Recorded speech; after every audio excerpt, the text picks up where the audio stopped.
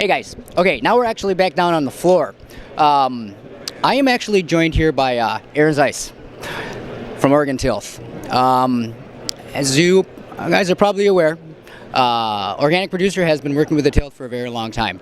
I wanted to make sure that I came down here and had some questions asked from some of our readership out there, so you guys know who you are.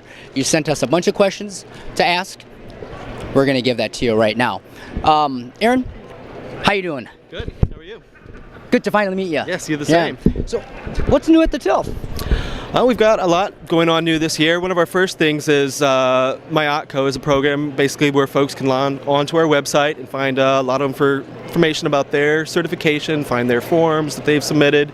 That's a really neat tool that we're offering this year. It's called MyOtco. So it's essentially a tool where they can get online and find quite a bit more about where they are in the process, how where their certificate and that sort of thing. So that's a new and exciting thing for us. We're kind of always moving forward in the research and education. We've got partnerships with Oregon State and doing a lot of exciting things there as well. Oh, very cool. So you guys are always moving? Always moving. Moving and shaking. Forward. Yeah, moving forward. Same here. A couple, like I was talking about before, a couple of questions that our readership has had, and I just, it's interesting because I had this in an email, but I don't want to lug my big computer around, so I'm going to actually we're going to address some of these questions right here. Okay. Very good. Tell me a little bit about how the Tilth addresses the cost share program. Sure. Well, as some people may know, we did not pass a farm bill last year, so in that sense, the organic cost share funds were cut from that. So as of right now, for many states, I guess 34 of them, there is no cost share. Now there's certain states designated as the AMA states, mostly toward the East Coast. There's 16 of them. They actually did publish that recently, I guess. With right. The states. Yeah. And it was interesting that Wisconsin wasn't on the list. No, and it's kind of it's the way the estates have been set up for a long time. And actually, there was a point in time where some of those states weren't getting as much. Their cost share funds ran out. Now it's worked the other way to their favor. But ideally, there will be a farm bill passed in 2013, and some of these problems will be solved. But as of right now, they would be the only ones eligible in those 16 states, and it would only be farmers as opposed to processors that would be eligible for that. And there is a presence. There is a Tilth presence in a few of those states for certifying. Absolutely, we certify in all 50 states. Up and down the East Coast, as well as some of the, I guess, toward the Midwest, where we've got a couple of the AMA states. No, we definitely work with all those, and we're always more than happy to connect people with what they need to get that to their state representative, so they can get their reimbursement. So regarding membership fees that the Tilth has, membership fees and also certification renewal fees, sure. Things of that nature. Can you tell us a little bit about that? Yeah. With the membership, we offer it basically to the public. It's an annual. There's a $30 fee, a really moderate fee, that something easy to show your support for the organic community. That goes basically towards supporting Oregon Tilth, including our research and our education and our advocacy efforts. So it's something that is spread out well. You also, part of that would be receiving the In Good Tilth magazine that we've been producing for a very long time. It's another great benefit to stay connected with the organic community. So a lot of resources and benefits coming from that. Okay, that's great. Now, a lot of certifiers that I've talked to and that we've interviewed in the past as well, they all have specialties. It seems like they like to specialize in one or two things.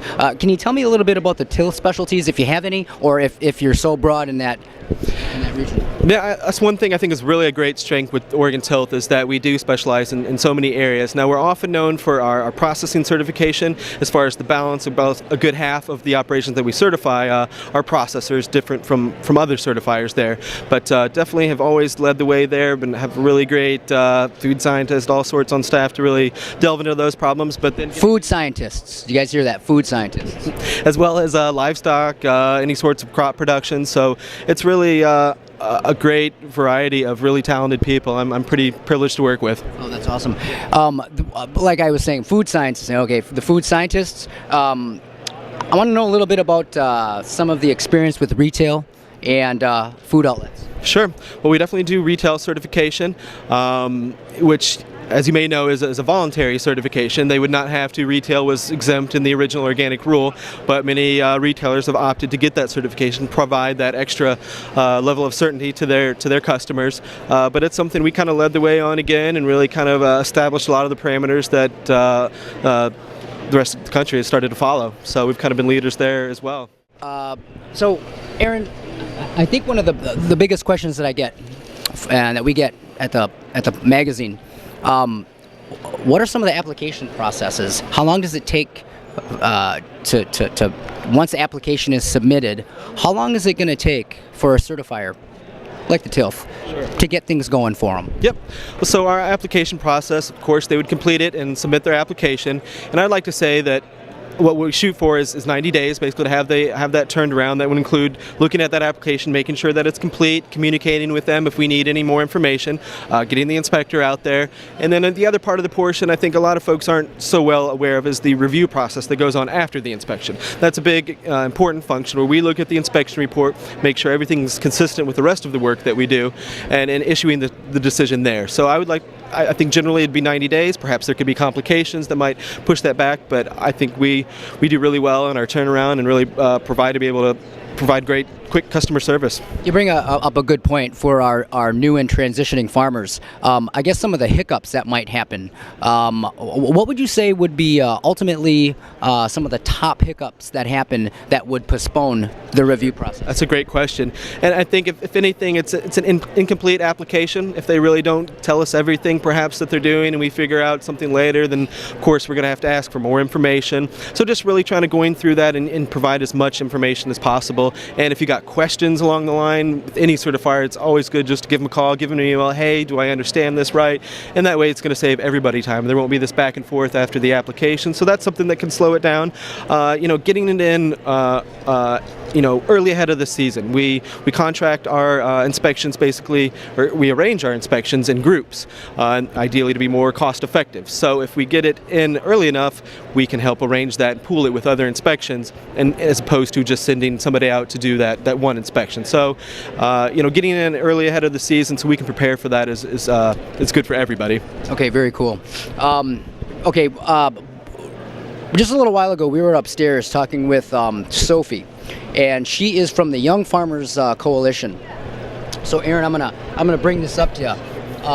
They are a group, a coalition of young farmers. I believe it's 18 to 35, and they are bringing awareness to people of that age group. Sure. Trying to make farming, organic and sustainable farming, cool again. Because that's a dying breed. Absolutely. And that's their mission and their function. Mm-hmm. If you could address, which I would love for you to address, our younger farmers out there, the 18 to 20, mm-hmm. 18 to 21. Sure. What is the best way to start? If you guys are farming traditionally, what is the best way to start for a young farmer to become certified, to go through the steps? What would you say?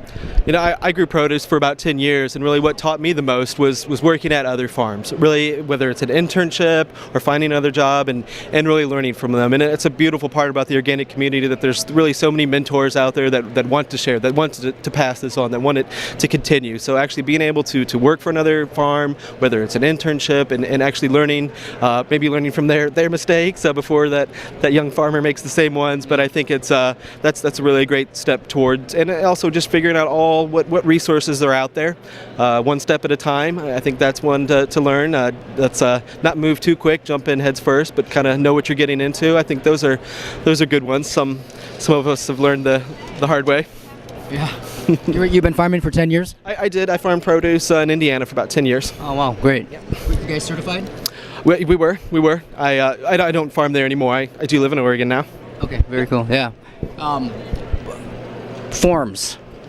So, for, let's say, these young farmers that are looking around for information. Mm-hmm. A lot of these younger guys are online, they're on their phones. Sure.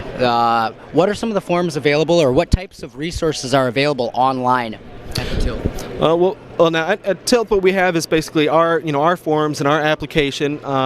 So those would be the forms that are required to apply with us. Mm-hmm. But we also have additional record-keeping ones that would be optional. They would be required to keep these records, maybe in their own format, but we also provide ones, just sample templates or whatever, to keep these records. So those are some of the sample ones, say whether it's pest control or fertilizer applications. These things would be required, but we offer a medium that they can use. But at the same time too, what I tell a lot of farmers, let's find something that works for you. So if you go onto our website or you look around, you can't find something, develop something that works best for you, because that's going to ensure that you are keeping those records and keep up with it, which can be some of the hard parts there. That's right. Why don't we tell our viewers right now where we can find this information, where we can find your contact information? Sure. At www.tilth, that's tilth.org. That is our website, and that's a great place to go for all of our forms. You know, another great resource that we use and we've developed our forms after is ATRA. The appropriate, let's see here, www.attra, and they've got a lot of great forms and resources for organic producers. So I think that's really a really great tool for people. That's great. Yeah. Great. So in closing, here with Aaron, anything that you'd like to add? Tell us what's going on. Sure. I'm really proud to be part of Oregon Tilth. There's a really great, wonderful group of people that care about organic agriculture. They love to see it advance. And one thing we really pride ourselves is strong customer service, being able to respond to people quickly and let them respond to their questions and with an educated answer. And I think that really speaks volumes, and people being able to get the answers they need and in the time frame they deserve. So I think that's really something neat to be a part of, as well as just all the efforts that we do beyond certification, basically turning some of those dollars toward research and toward education and toward sharing information with the public. I think it's a great thing that Oregon Tilth does for the community. That's great. One of the things which brings the question up, for the community, what type of workshops, educational things do you guys do Sure. for up-and-coming farmers and organic farmers? Yep. Well, we just a little bit ago, just before I spoke with you, we had a producer meeting here. So we got to meet with some of our Midwest clients and basically explain a little bit about our maybe new policies, new things from the NOP this year. So we had a good chance to talk about that. We're going to start offering webinars in this coming year, as far as perhaps production webinars or more things towards certification. Wow. Or how to use the MyOtco program that I explained. So really reaching out to people in that sense. And really fulfilling our mission of educating people about organics. That's awesome. Yeah. That's awesome. Aaron, thank you so much. Yeah, thank you, Dion. It's been good speaking with you. You too. Thanks. Take care.